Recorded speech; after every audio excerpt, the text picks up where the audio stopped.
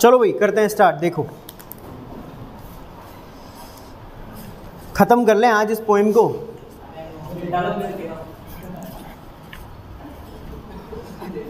चलिए भाई करते हैं स्टार्ट। पेज नंबर 14 पे आ जाइए और थोड़ी सी बाकी बची है, ख़त्म करते हैं इस पोएम को आज।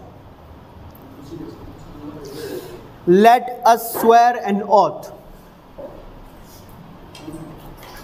देखिए लेट अस स्वेयर, स्वेयर को अंडरलाइन करके लिखिए कसम खाना।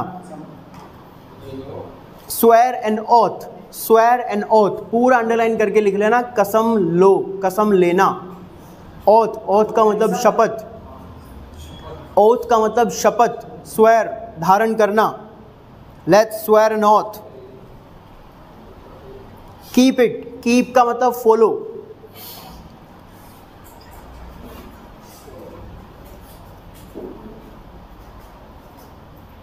इसके नीचे वाली लाइन में है होलो, खोखली, होलो खोखली। आगे लिखा हुआ है रिक्लाइंड, सहारा लेकर के, रिक्लाइन सहारा लेकर, आराम करना। रिक्लाइन का मतलब सहारा लेकर के ऐसे आराम करना, रेस्ट करना। जैसे वो रिक्लाइनिंग चेयर होती है ना, रिक्लाइनिंग चेयर, उस पर आराम करते रहते हैं अपन ऐसे, उसको सहारा लेकर के पीछे झुक करके ऐसे आराम करना, रेस्ट करना।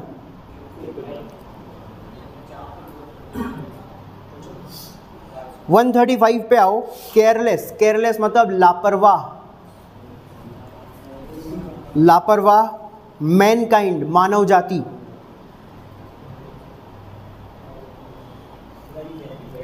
इसके नीचे है लाए, लेटे रहना, लाए लेटे रहना।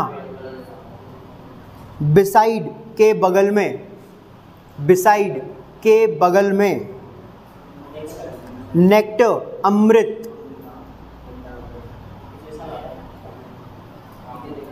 आगे है बोल्ट्स, बोल्ट को अंडरलाइन करके लिखिएगा। थंडर स्टॉर्म्स, बादलों की गड़गड़ाहट, बादल गरजते हैं ना उनको बोलते हैं बोल्ट। थंडर स्टॉर्म्स, बिजलियां जब कड़कती है, bolt. Hurl, HURL, hurl, hurl का मतलब फेंकना, हर्ल। इसके नीचे वाली लाइन में आइए वैली, घाटी।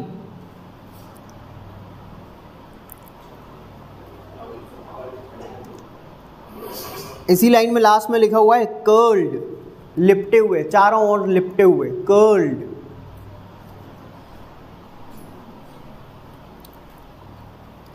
इसके नीचे है गर्डल्ड, इसके नीचे वाली लाइन में girdled, surrounded by, girdled surrounded by, girdled surrounded by. Gleaming, shining, gleaming shining. इसके नीचे है सीक्रेट, सीक्रेट चुपके से।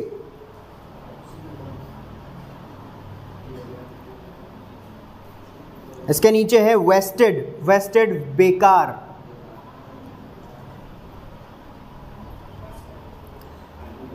इसके नीचे है ब्लाइट,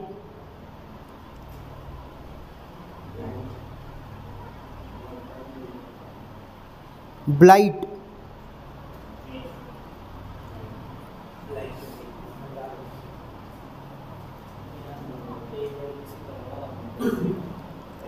ब्लाइट जो है एक तरह की डिजीज़ होती है, एक तरह की बीमारी। ब्लाइट अ डिजीज़, एक बीमारी, हाँ बीमारी, a disease, blight a disease. Famine,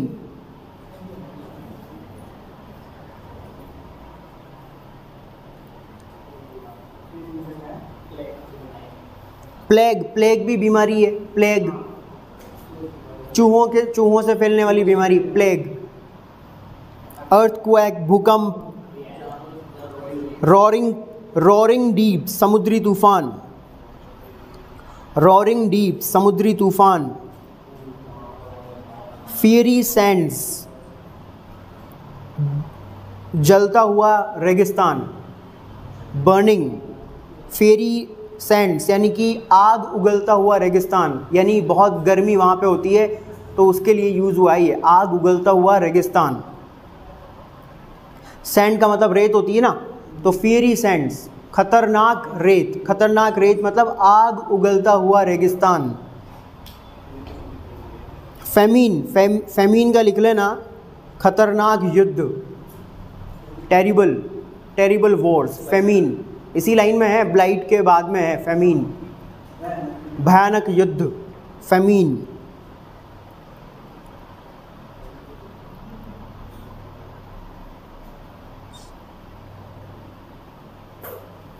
इसके नीचे वाली लाइन में है फ्लेमिंग टाउन्स, फ्लेमिंग टाउन्स, जलते हुए शहर। फ्लेम का मतलब होता है लपट, फ्लेमिंग टाउन्स, जलते हुए शहर। सिंकिंग शिप्स, डूबते जहाज। सिंक का मतलब डूब जाना, डूबते जहाज। प्रेइंग का मतलब प्रार्थना करते हुए। हैंड्स मतलब लोग।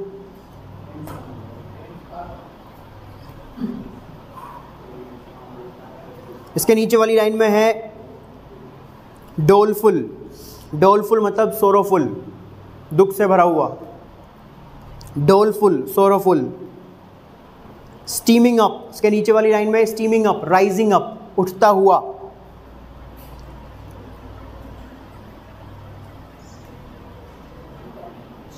एंशियंट, प्राचीन, टेल का मतलब कहानी।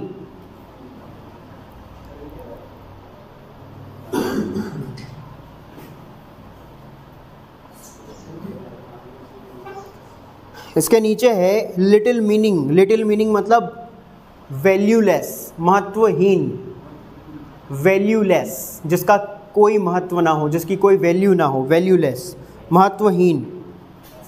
इसके आगे जो है कॉन्ट्रैक्शन फॉर्म में थ्रू लिखा हुआ है, थ्रू, थ्रू,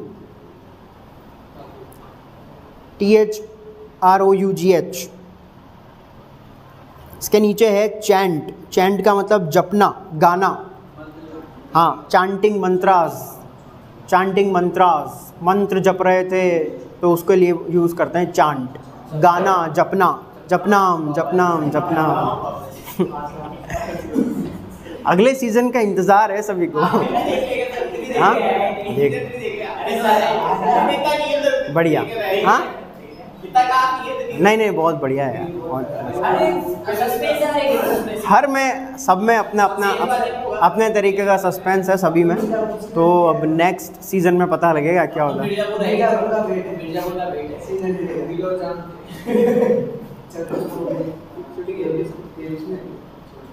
चलिए आगे देखिए, इल यूज्ड, दुर्भाग्यशाली, इल यूज्ड, इल यूज्ड, दुर्भाग्यशाली। रेस का मतलब प्रजाति।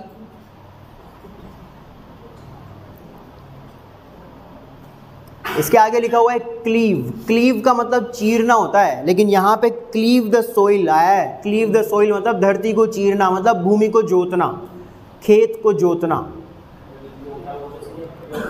प्लफ, प्लफिंग। क्लीव द सोइल मतलब खेत की जुताई करना।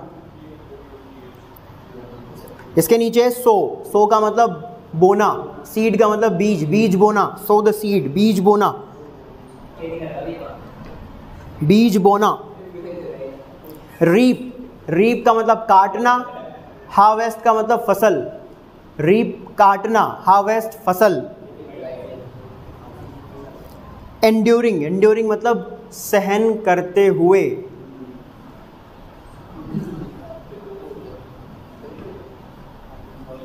टॉयल, परिश्रम, हार्डवर्क। स्टोर, स्टोर का मतलब भंडार करके रखना, जमा करना, स्टोर करना, भंडार करना, जमा करना। ईयरली मतलब वार्षिक रूप से। लिटिल ड्यूज, लिटिल ड्यूज मतलब little return, little return, little dues मतलब लिटिल रिटर्न। वीट, गेहूं। वाइन, शराब। ऑयल, तेल। इसके नीचे है पेरिश, मर जाना, पेरिश, मर जाना।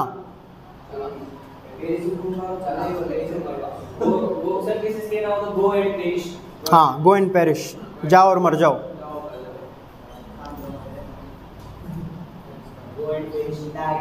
इसके आगे है विस्पर। विस्पर का मतलब बुदबुदाना।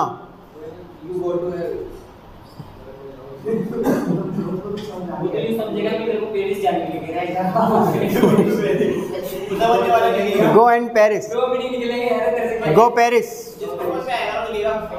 गो पेरिश। आगे देखो, हेल नरक, सफर पीड़ित होना, सफर पीड़ित होना, एंडलेस अंतहीन, जिसका कोई अंत ना हो, एंग्विश दुख, एंग्विश दुख,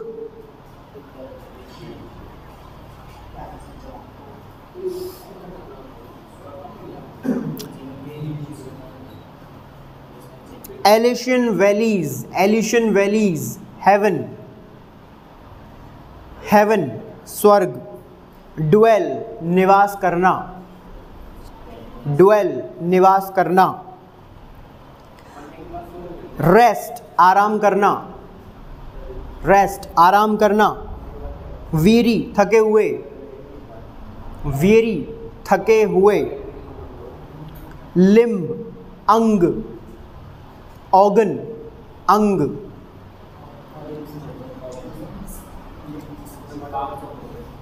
लास्ट में लिखा हुआ है एस्फोडेल, ये एक प्लांट है, फूल का पौधा है एक, एस्फोडेल। इसके नीचे है स्लम्बर नींद, लास्ट में लिखा हुआ है शोर किनारा। इसके नीचे है लेबर हार्ड वर्क कठिन परिश्रम।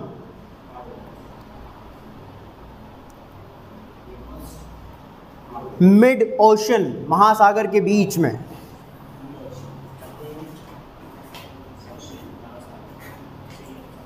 आगे है और का मतलब पतवार।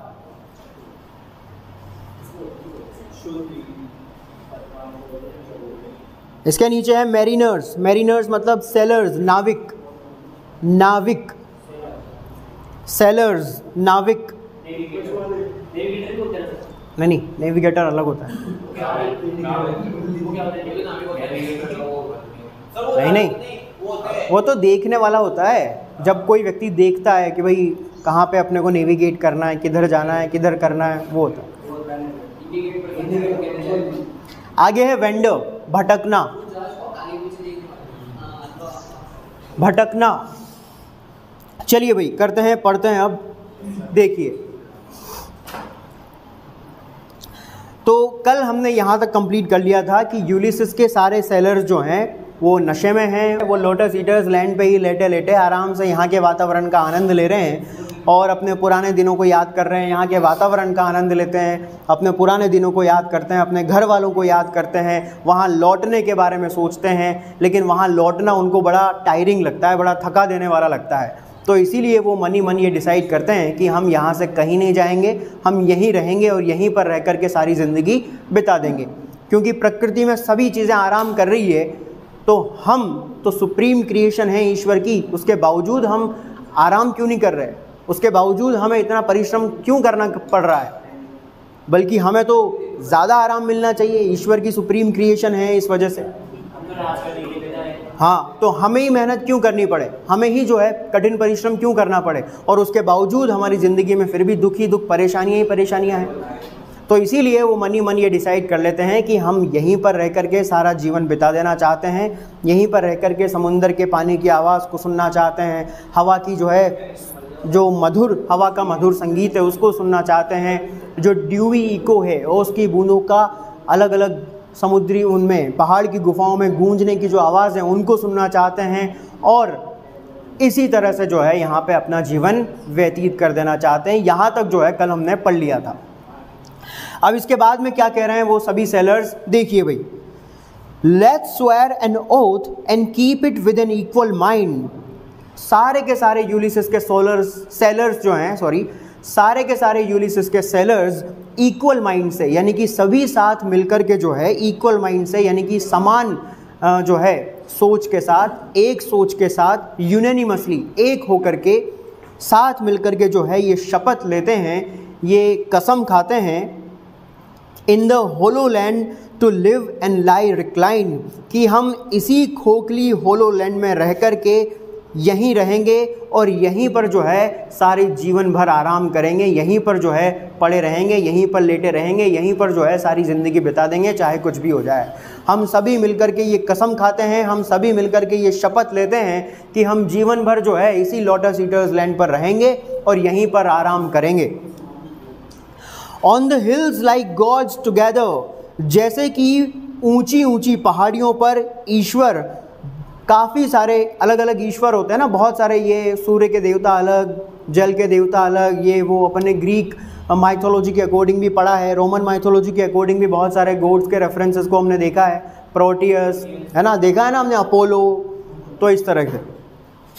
तो जिस प्रकार से ऊंची पहाड़ियों पर ईश्वर जो है ऊंची पहाड़ियों पर साथ साथ रह कर के निवास करते हैं, जिस तरह से ऊंची पहाड़ियों पर यानी कि आकाश में, जिस प्रकार से ऊंची पहाड़ियों पर यानी आकाश में, स्वर्ग में गॉड साथ साथ निवास करते हैं, केयरलेस ऑफ मैनकाइंड, मानव जाति से बेफिक्र होकर के, यानी मानव जाति की कोई फिक्र नहीं है ईश्वर को, मानव जाति के प्रति तो लापरवाह हैं भगवान, ठीक है, मानव जाति के प्रति। अब देखो ईश्वर के खिलाफ बोल रहे हैं सारे के सारे, ईश्वर जो हैं वो जिस तरह से ऊपर आकाश में पहाड़ियों के ऊपर साथ साथ आराम से रहते हैं, उसी प्रकार हम भी जो है लोटस ईटर्स लैंड पर आराम से सारा जीवन यहीं बिताएंगे। और जिस प्रकार से ईश्वर मानव जाति जो ऊपर रहते हैं, लेकिन मानव जाति की उनको कोई फिक्र नहीं है, या मनुष्य पीड़ित हो रहे हैं, इतने दुख उनको मिल रहे हैं, उनकी कोई परवाह, कोई फिक्र नहीं करते भगवान। For they lie beside their nectar and the bowls are hurled, और वो ईश्वर के लिए क्या कह रहे हैं, देखिए, ईश्वर जो है मानव जाति के प्रति बहुत ही लापरवाह हैं, बहुत ही केयरलेस हैं, मानव जाति की फिक्र नहीं है ईश्वर को। क्यों? क्योंकि वो अपने महलों में या अपने जहाँ भी उनका निवास स्थान है वहाँ पर अपने अमृत के बगल में आराम से लेटे रहते हैं। And the bolts are hurled, और ऊपर आसमान से धरती पर बिजलियाँ गिराते हैं। ईश्वर स्वयं तो अपने महलों में आराम से, इधर साइड में अमृत जो है उनके रखा रहता है, अमृत का रसपान करते रहते हैं और आराम से अमृत के बगल में आराम से लेटे रहते हैं अपने महलों में, अपने निवास स्थान में, और ऊपर आकाश से जो है नीचे धरती पर बिजलियां गिराते हैं, मतलब हमको परेशानी में डालते हैं। कुल मिला के बात ये है, खुद तो आराम से जो है सुख का खुद तो आराम से सुख का जीवन जीते हैं अमृत पीते पीते, और हमारे ऊपर जो है हमारे ऊपर बिजलियां गिराते हैं। फार below them in the valley, कहाँ पर गिराते हैं? बहुत नीचे, फार बिलो, अत्यधिक नीचे घाटी में जो है बिजलियां गिराते हैं। फार below them in the valley, उनके नीचे, बहुत नीचे गहरी घाटी में जो है हमारे ऊपर बिजलियां गिराते हैं। And the clouds are lightly curled round their golden houses, और ईश्वर का निवास स्थान जहाँ पर है, जहाँ पर उनके गोल्डन हाउसेस हैं, यानी उनका जो निवास स्थान है वो बहुत ही ज़्यादा गोल्डन, सुनहरा है, सोने का बना हुआ है। उनके गोल्डन हाउस के चारों ओर जो है बादल लिपटे हुए रहते हैं, यानी कि चारों तरफ बादलों से घिरा हुआ है। उनका पूरा जो निवास स्थान है वो बादलों से घिरा हुआ है, और बादलों से घिरा हुआ बीच में सुनहरा निवास स्थान है, गोल्ड से बना हुआ है, गोल्डन उनका निवास स्थान है, और जिसके चारों ओर बादल छाए रहते हैं, बादलों से घिरा हुआ है उनका पूरा निवास स्थान। गर्डल्ड विद द ग्लीमिंग वर्ल्ड, और जो चारों ओर से घिरा हुआ है किससे? चमकती हुई दुनिया से, यानी उसके चारों ओर ईश्वर का जो महल है, ईश्वर का जो निवास स्थान है वो बादलों से घिरा हुआ है, और उसके चारों तरफ की जो दुनिया है वो बहुत ही शाइनिंग वर्ल्ड है। शाइनिंग मतलब हेवन, हेवन के बारे में कल्पना कर रहे हैं वो, कि हेवन का ऊपरी जो नज़ारा है बहुत ही सुनहरा नज़ारा है, हमेशा बहुत रोशनी रहती है, बहुत ही सुनहरी दुनिया है वो। हाँ, तो ऐसी ग्लीमिंग वर्ल्ड में जो है भगवान रहते हैं। Where they smile in secret looking over wasted lands, और ऐसी सुनहरी चमकती हुई शाइनिंग वर्ल्ड में, ऐसे सुनहरे हाउस में रह कर के वो शांति से चुपचाप नीचे इस बंजर धरती पर, इस बेकार सी दुखों से भरी हुई धरती के ऊपर देखते हुए मुस्कुराते रहते हैं, मुस्कुराते रहते हैं चुपके से। इतने लापरवाह हैं भगवान, ऐसे कह रहे हैं अल्फ्रेड लॉर्ड टेनिसन, है ना। तो लिमिट क्रॉस हो रही है भाई अब। हाँ लिमिट क्रॉस कर रहे हैं अब ये लोग। तो अभी ये लिमिट क्रॉस कर रहे हैं, तो नशे में अब कुछ ज़्यादा ही चढ़ गया अब नशा जो है। और अब वो क्या कह रहे हैं कि ईश्वर क्या है, ईश्वर खुद तो वहाँ अमृत पीते रहते हैं, आराम से अपने सुनहरे मकानों में लेटे रहते हैं और हमारे ऊपर बिजलियाँ गिराते हैं, हमारी कोई फिक्र नहीं है। और जब हम परेशान होते हैं तो ऊपर से देख देख के नीचे मुस्कुराते रहते हो। ये कोई तरीका है क्या?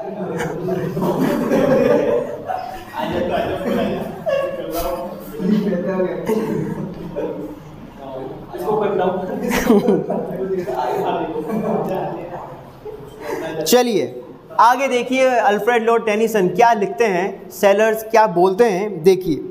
Blight and famine, plague and earthquake, roaring deeps and fiery Sands. यहाँ पर नीचे धरती पर जो है अलग अलग प्रकार की बहुत सारी महामारियाँ, बहुत सारी बीमारियाँ जो है फैलती रहती है। जैसे कि ब्लाइट, बहुत सारी प्रकार की बीमारियाँ फैलती है। फेमीन, यहाँ पर लोगों को जो है अनेक प्रकार की बीमारियों से पीड़ित होना पड़ता है। नीचे धरती पर अनेक प्रकार के खतरनाक युद्धों से जो है लोगों को पीड़ित होना पड़ता है। खतरनाक महामारी से, प्लेग से जो है, प्लेग जैसी महामारियों से जो है लोगों को पीड़ित होना पड़ता है। अर्थक्वेक, भूकंप जैसी प्राकृतिक आपदा से जो है लोगों को तकलीफ उठानी पड़ती है। समुद्री तूफानों का जो है लोगों को सामना करना पड़ता है। फियरी सैंड्स, आग उगलते हुए रेगिस्तान की गर्मी को जो है लोगों को सहन करना पड़ता है। कितनी परेशानी उठाता है एक इंसान धरती पर। क्या भगवान को इतना ज़रा अभी अंदाज़ा है? क्या ईश्वर को थोड़ा भी अंदाज़ा है? उनके तो वहाँ पे 24/7 AC लगा हुआ है। वहाँ ऊपर तो जो है क्या पता ठंडी ठंडी हवा आती हो, ऐसी गर्मी थोड़ी होगी वहाँ पे। वहाँ तो जो है आराम से सुखी सुख होगा, शांति शांति होगी। सॉरी भगवान जी, सॉरी, मैं नहीं, अब वो अल्फ्रेड लॉर्ड टेनिसन ने लिखा, मैं कुछ नहीं बोल रहा हूँ। वो सेलर्स बोल रहे हैं, अल्फ्रेड लॉर्ड टेनिसन ने लिखा, मेरा इसमें कोई लेना देना नहीं है।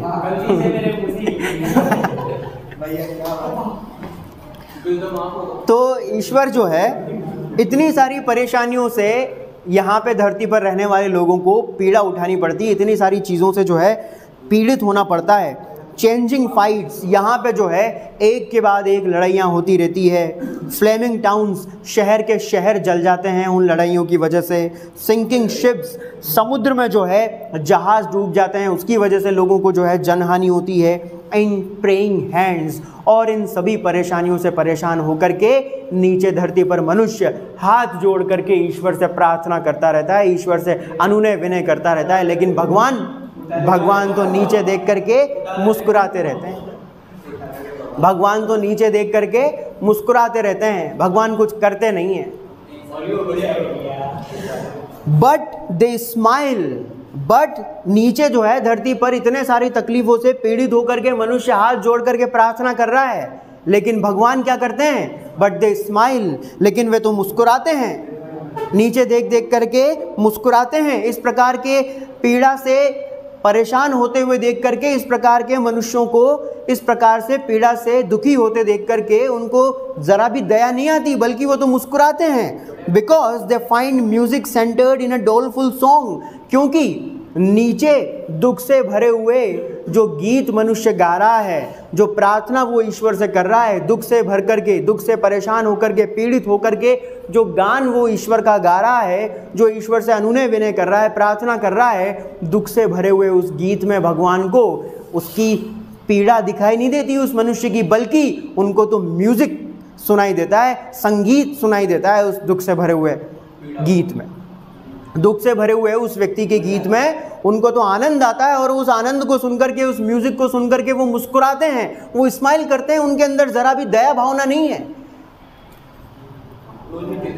Steaming up a lamentation and an ancient tale of wrong, और इस प्रकार से उठता हुआ लेमेंटेशन मतलब दुख, इस प्रकार से जो दुख की भावना, जो दुख जो लोगों का उठता है, उठता है मतलब जो लोगों का निकलता हुआ जो दुख है, ईश्वर से जो जिस तरह से वो प्रार्थना करते हैं कि हे भगवान हमारी रक्षा करो, हमें बचाओ, इस प्रकार से जो वो ईश्वर से प्रार्थना कर रहे होते हैं, इस प्रकार से जो वो अपना दुख ईश्वर के सामने दिखा रहे होते हैं, दर्शा रहे होते हैं, तो इस प्रकार से ईश्वर के सामने जिस प्रकार वो अपने दुख को एक्सप्रेस कर रहे होते हैं, तो इस प्रकार से अपने दुखों को एक्सप्रेस करना तो ईश्वर के लिए एक पुरानी किसी घिसी पिटी कहानी की तरह है। जैसे कोई पुरानी सी कहानी होती है ना, an ancient tale of wrong, जैसे कोई युद्ध वगैरह की या कोई दुखद जो घटना घटित हो जाती है, तो उस दुखद घटना की कोई जो प्राचीन से पुरानी सी घिसी पिटी सी जो कहानी होती है, उस घिसी पिटी सी कहानी की तरह होता है हमारा अनुनय विनय करना ईश्वर से, भगवान के लिए। कहने का मतलब यानी ये है, मतलब इसका मीनिंग ये है कि हम जो ईश्वर से अनुनय विनय करते हैं, जो इतनी प्रार्थना करते हैं, जो ईश्वर के सामने हमारा दुख जो हम एक्सप्रेस करते हैं, वो ईश्वर के लिए एक घिसी पिटी सी कहानी की तरह है। जैसे कोई पुरानी सी जो घिसी पिटी कहानी होती है ना, उसकी तरह है। ईश्वर उससे ज़्यादा कुछ नहीं मानते उसको, और उनको उस दुख में जो है म्यूज़िक आनंद आता है, उनको संगीत सुनाई देता है उस दुख से भरे हुए। वो जो गान हम गाते हैं, जो प्रार्थना हम उनके लिए करते हैं, उनका आशीर्वाद देने के लिए करते हैं, हमारी पीड़ाओं को ख़त्म करने के लिए जो उनका गान करते हैं, उस गान में उनको संगीत सुनाई देता है और आनंद लेते हैं वो संगीत का। हाँ, like a tale of little meaning through the words are strong. और ईश्वर के लिए तो हमारा ये जो गान है, हमारी ये जो प्रार्थना है, ये एक ऐसी कहानी की तरह है जो बिल्कुल महत्वहीन होती है, बिल्कुल महत्वहीन है ईश्वर के लिए। यानी कि ऐसा करने का, ईश्वर के सामने हाथ जोड़ करके प्रार्थना करने का उनके लिए कोई मोल नहीं है। उनके लिए ये चीज़ वैल्यूलेस है, ईश्वर के लिए ये चीज़ महत्वहीन है। भले कितने ही मजबूत शब्दों के साथ आप अपनी उस प्रार्थना को करो, कितने ही भले ही आपके शब्द बड़े मजबूत हों, लेकिन ईश्वर के लिए वो प्रार्थना जो है बिल्कुल महत्वहीन है, बिल्कुल जो है वैल्यूलेस है। भगवान जो है उनको कोई कदर नहीं है लोगों के दुखी रहने से, उनको कोई फ़र्क नहीं पड़ता। लोग दुखी हैं, परेशान हैं, पीड़ित हो रहे हैं, प्रार्थना कर रहे हैं, है ना, भगवान से जो है निवेदन कर रहे हैं रक्षा करने का, मदद करने का, उनको कोई फ़र्क नहीं पड़ता। बल्कि उनको तो और आनंद आता है। म्यूज़िक यो यो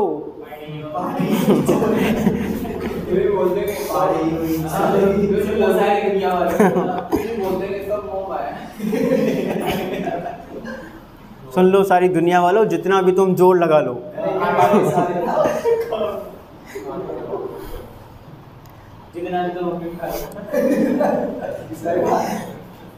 चलो देखिए आगे।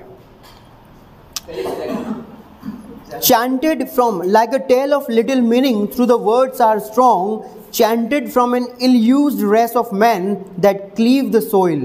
और ईश्वर के लिए तो आपकी ये जो प्रार्थना है ये बिल्कुल वैल्यूलेस है, बिल्कुल महत्वहीन है। और ये प्रार्थना जिसको गाया जाता है दुर्भाग्यशाली प्रजाति के लोगों के द्वारा। जो दुर्भाग्यशाली जो मनुष्य है, यानी कि लोगों को, इस धरती पर रहने वाले लोगों को पोइट जो है, सेलर्स जो है, दुर्भाग्यशाली कह रहे हैं कि ये यहाँ पे धरती पर रहने वाले जो लोग हैं ना, बड़े दुर्भाग्यशाली हैं, क्योंकि उनकी सुनने वाला कोई नहीं है। उनके ऊपर अगर किसी भी प्रकार की कोई तकलीफ़ आ जाए, कोई परेशानी आ जाए, तो उसको अगर आप ईश्वर से प्रार्थना करते भी हो, अगर मदद मांगते भी हो अगर, तो ईश्वर भी जो है आपकी मदद नहीं करेगा। तो इसीलिए धरती पर रहने वाला व्यक्ति जो है अनेक प्रकार की तकलीफ़ों से उसको पीड़ित होना पड़ता है, परेशान होना पड़ता है। और ईश्वर जो है वो तो लापरवाह हैं, वो तो जो है हमारे ऊपर ध्यान देते ही नहीं है।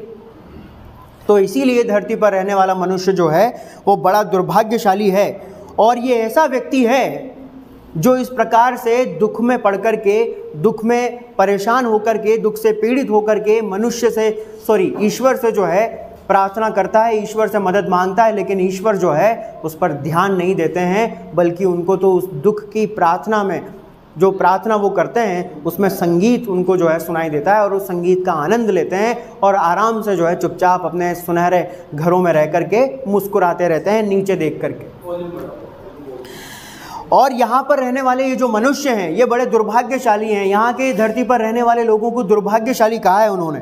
दुर्भाग्यशाली इसलिए कहा है क्योंकि यहाँ पर धरती पर रहने वाले जो लोग हैं ये ऐसे लोग हैं दैट क्लीव द सोइल, जो कठिन परिश्रम से इस धरती को जोतते हैं, कठिन परिश्रम से भूमि की जुताई करते हैं, सो द सीड, उसके बाद में बीज बोते हैं, and reap the harvest with enduring toil, और जितना हार्डवर्क वो कर सकते हैं उतना कठिन परिश्रम करके फसल काटते हैं।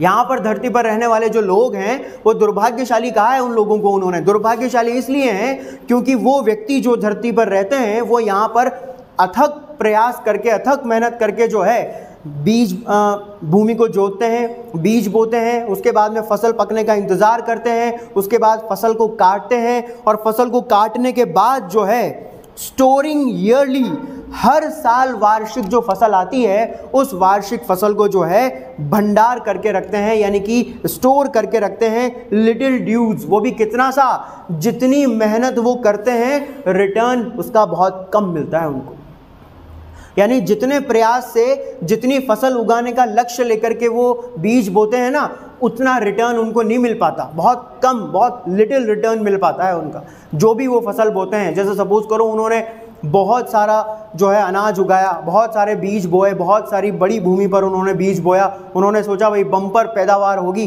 बहुत सारी फसल आएगी, बहुत गेहूँ होगा, बिकेगा, बहुत पैसा कमाएंगे, लेकिन बीच में बारिश हो गई, थोड़ी बहुत फसल खराब हो गई, रिटर्न कितना मिला, बहुत कम।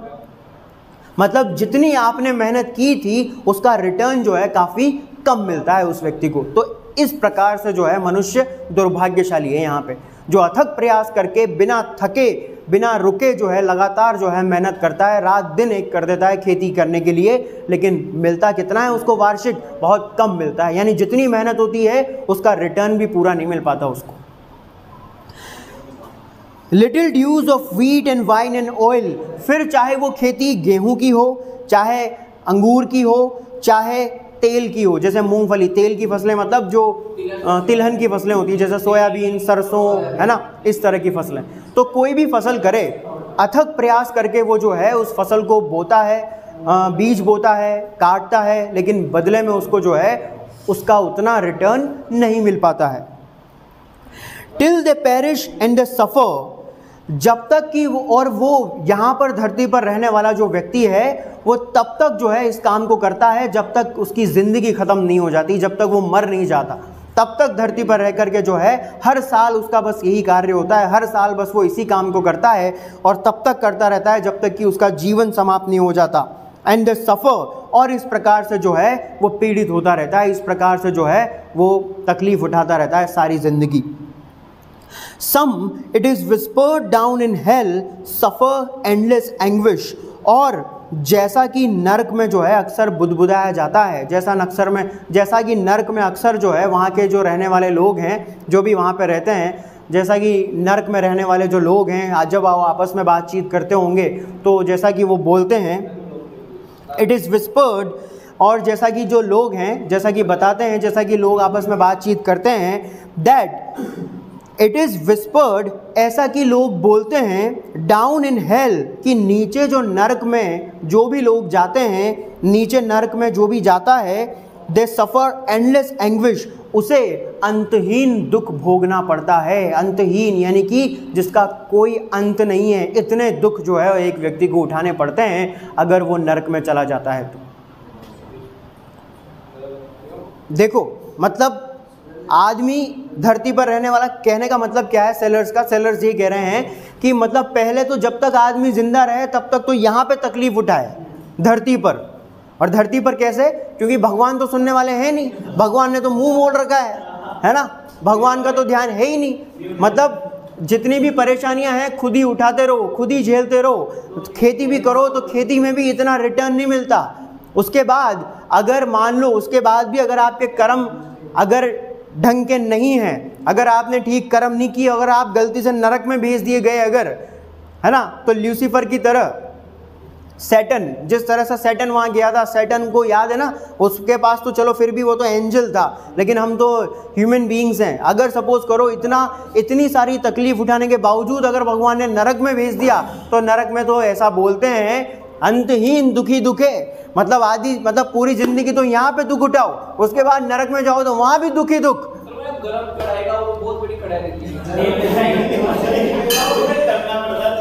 तो ये कह रहे हूँ, मतलब आदमी जीते जी तो दुख पाए, जीते जी तो दुख पाए और मरने के बाद भी दुख ही दुख पाए, मतलब शांति नहीं है इंसान को, मतलब जीते जी तो दुख पाए बेचारा, मरने के बाद भी दुख पाए, ठीक है। और भगवान उनको तो कोई लेना देना है ही नहीं, उन्होंने तो मुंह मोड़ रखा है ना। तो इतना दुर्भाग्यशाली है, मतलब धरती पर जब तक रहेगा तब तक दुखी होगा, तब तक पीड़ित होता रहेगा। और अक्सर ऐसा बोलते हैं लोग कि भाई नरक में जाने के बाद तो अंतहीन दुखी दुख मिलते हैं वहाँ पे, वहाँ के दुखों का तो कोई अंत ही नहीं है। वाइल अदर्स, जबकि देखिए भाई, देखिए आगे देखिए, वाइल अदर्स, जबकि कुछ लोग ऐसे होते हैं इन एलिश अदर्स, जबकि कुछ लोग ऐसे होते हैं ड्वेल, जो निवास करते हैं इन एलिशन वैलीज, जबकि कुछ लोग ऐसा बोलते हैं कि कुछ लोग ऐसे होते हैं जिनके कर्म अच्छे होते हैं, वो स्वर्ग में जाकर के भगवान उनको स्वर्ग में बुला लेता है और स्वर्ग में वो लोग जो है निवास करना शुरू कर देते हैं। Resting very limbs at last on beds of asphodel, और स्वर्ग में जो व्यक्ति चला जाता है, स्वर्ग में जो व्यक्ति जाता है मरने के बाद, ऐसा बोल रहे हैं वो, ऐसा बताते हैं, वो सभी आपस में बात कर रहे हैं। स्वर्ग में जाने के बाद तो ऐसा बोलते हैं कि जो भी व्यक्ति स्वर्ग में जाकर के निवास करता है, वो अपने थके हुए अंगों को स्वर्ग में जाकर के एस्फोडेल के जो फूल होते हैं उनकी शैया पर लेट लेट करके आराम से आराम करता है वो व्यक्ति। एस्फोडेल के जो फूल हैं ये हेवन में उगने वाला पौधा होता है, मतलब एक ऐसा काल्पनिक चीज़ का क्रिएटिव है, हाँ इमेजिनेटिव है, इमेजिनेटिव चीज़ है, इमेजिनेटिव है, काल्पनिक है ना। तो ऐसा बोल रहे हैं वो कि भाई एक तो पहली बात तो जब तक आप जिंदा हो तब तक आप इतनी तकलीफ उठाते हो, और फिर उसके बाद अगर गलती से अगर नरक में चले गए तो नरक में भी अंतहीन दुख है, वहाँ पे भी दुखों का कोई अंत नहीं है। जबकि कुछ लोग ऐसा भी बोलते हैं कि जो व्यक्ति स्वर्ग में जाता है तो स्वर्ग में जाने वाला व्यक्ति अपने ज़िंदगी भर की जो थकान रहती है, ज़िंदगी भर जो थका हुआ रहता है काम करके, एस्फोडेल के फूलों की शैया उसको मिलती है आराम से रेस्ट करने के लिए। तो आराम से जो है एस्फोडेल के फूलों के ऊपर रेस्ट करता है, वो आराम करता है जब तक हेवन में रहता है तब तक। आगे वो कहते हैं, ये वाली लाइन बहुत काम की है, डायलॉग मारने में भी काम आएगी आपके, देखना। Surely surely slumber is more sweet than toil, तो फिर निश्चित रूप से भैया, निश्चित रूप से, हाँ जी हाँ, निश्चित रूप से slumber is more sweet than toil, बिल्कुल परिश्रम से तो फिर तो लाख गुना बढ़िया है नींद लेते रहो, नींद में पड़े रहो, लेटे रहो आराम से, कोई दिक्कत ही नहीं है।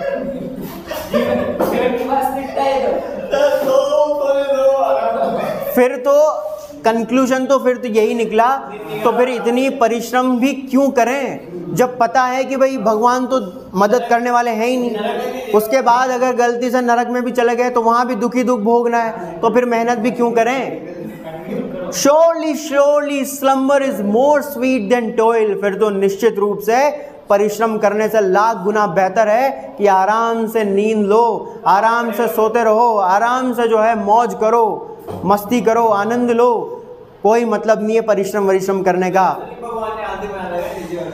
The shore than labour in the deep mid ocean, उसके बाद यूलिसिस के सारे सेलर्स कहते हैं कि फिर अगर ऐसा है तो फिर तो नींद लेना ज़्यादा बेहतर है परिश्रम करने की अपेक्षा। यानी अब हम परिश्रम नहीं करेंगे, हम तो बस अब यहीं रहेंगे, यहीं पर रह करके आराम से सोएंगे, सारी ज़िंदगी यहीं बिताएंगे बस। द शोर देन लेबर, और फिर तो जो है डीप मिड ओशियन, यानी कि बहुत ही गहरे महान समंदर के बीच में, बिल्कुल बीचों बीच परिश्रम करने से तो अपेक्षा, गहरे समंदर के बिल्कुल बीचों बीच परिश्रम करने की अपेक्षा किनारे पर रहना ज़्यादा बेहतर है। यानी कि मेहनत करने के बजाय आराम करना, नींद लेना ज़्यादा बेहतर है। समंदर के बीच में नाव चलाने के लिए जितना संघर्ष करना पड़ता है, जहाज़ चलाने के लिए जितना संघर्ष करना पड़ता है, उससे बेहतर है किनारे पर यहाँ पर बैठ करके आराम से समंदर को देखते रहना। एंड वेव एंड ओर, और क्योंकि जब शिप चलाएंगे, जब शिप पे हम लोग रहते हैं, तो शिप पे जब रहते हैं तो लहरों का सामना करना पड़ता है, समुद्री तूफानों का सामना करना पड़ता है, कितना स्ट्रगल होता है उसमें भी, डायरेक्शन को जो है वो ढूंढने में जो है काफ़ी स्ट्रगल करना पड़ता है। लेकिन बीच समंदर में रह कर के इतना स्ट्रगल करने से बेहतर है कि किनारे पर बैठ करके आराम से जो है रेस्ट करते रहो। परिश्रम करने से बेहतर है आराम से सोते रहो, नींद लेते रहो। ओ रेस्ट यू ब्रदर मैरिनर्स, और फिर सभी आपस में कहते हैं अरे भाइयों, अरे नाविकों, अरे मेरे ब्रदर मैरिनर्स, रेस्ट करो, आराम से रेस्ट करो। वी विल नॉट वेंडर मोर, अब हम जो है कहीं भी नहीं भटकेंगे, यहीं रहेंगे, मौज करेंगे, मस्ती करेंगे और सारी जिंदगी यहीं बिता देंगे। तो ये है दोस्तों आपकी कहानी द लोटस ईटर्स। हाँ चलिए ठीक है।